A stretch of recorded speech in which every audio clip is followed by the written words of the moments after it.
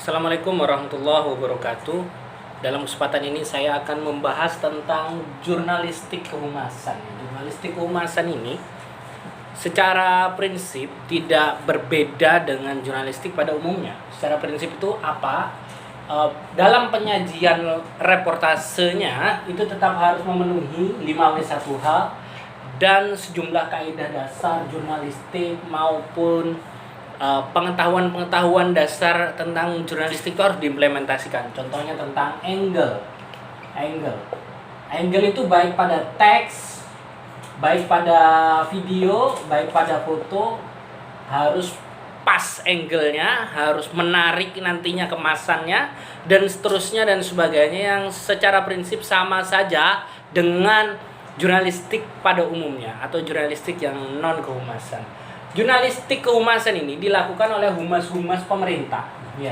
Humas-humas pemerintah, humas-humas institusi pendidikan, baik itu umum maupun keislaman seperti pesantren. Lantas juga dilakukan oleh pihak-pihak swasta atau perusahaan. Biasanya pemerintah, institusi pendidikan, dan perusahaan atau pihak swasta ini memiliki majalah, newsletter, website, media sosial gitu. Sehingga produk jurnalistiknya akan disebutkan atau akan ditampilkan, maksud saya, pada majalah, newsletter, website, medsos, dan apapun bentuk produk dari informasi yang ingin disebarkan kepada halayak begitu ya. Karena ada juga kan institusi itu yang mempunyai majalah in-house atau majalah perusahaannya atau majalah institusi pendidikannya. Misalnya ada kampus punya majalah dia sendiri, lalu pemerintahan punya majalah dia sendiri, dan seterusnya dan sebagainya. Teks jurnalistik yang bentuknya teks biasanya ditampilkan pada majalah, newsletter, dan website. Begitu pula yang berbentuk foto ditampilkan di majalah, newsletter, website, juga di medsos, apalagi sekarang ada IG begitu ya. Kemampuan memfoto sekarang ya, memfoto dikombinasi juga dengan mendesain dan mengedit. Mendesain dan mengedit foto itu sekarang sudah menjadi kemampuan yang dicari atau paling tidak diminati oleh orang-orang yang ingin berkecimpung di dunia kehumasan. Humas ini perannya sangat penting. Humas itu menjadi jembatan antara institusi tersebut dan masyarakat. Jadi sangat penting sekali. Termasuk video juga akan ditampilkan biasanya sekarang ini di kanal YouTube ya. Perusahaan, institusi pendidikan, pemerintah itu umumnya memiliki kanal YouTube atau IGTV, Instagram TV. Kalau kita lihat di Surabaya itu ada namanya Bangga Surabaya, itu ada semacam podcast dan video tentang kesurabayaan gitu, tentang Surabaya. Di institusi pendidikan juga banyak, di kampus-kampus sekarang sudah pada membuat podcast. Di Universitas Negeri Surabaya, di Institut Agama Islam Syarifuddin Lumajang bahkan punya sekarang studio dakwatuna untuk memfasilitasi informasi-informasi yang sifatnya videografi. Yang jelas ya, tujuan dari jurnalistik kehumasan itu untuk membranding diri institusi tersebut, lantas untuk promosi, lantas untuk menunjukkan eksistensi atau keunggulan-keunggulan dari institusi tersebut.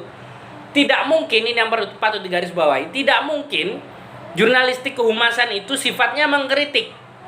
Misalnya ya, ada majalah di kampus tertentu, maka ada salah satu berita di sana, kebijakan rektorat berat sebelah begitu. Reportasenya itu tidak mungkin.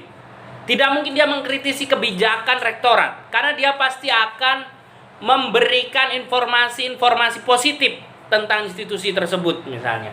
Atau tentang pemerintahan, misalnya ada jalanan banyak berlobang begitu ya. Humas tidak mungkin akan membuat berita yang judulnya misalnya Dinas PU Bina Marga bobrok begitu, tidak mungkin.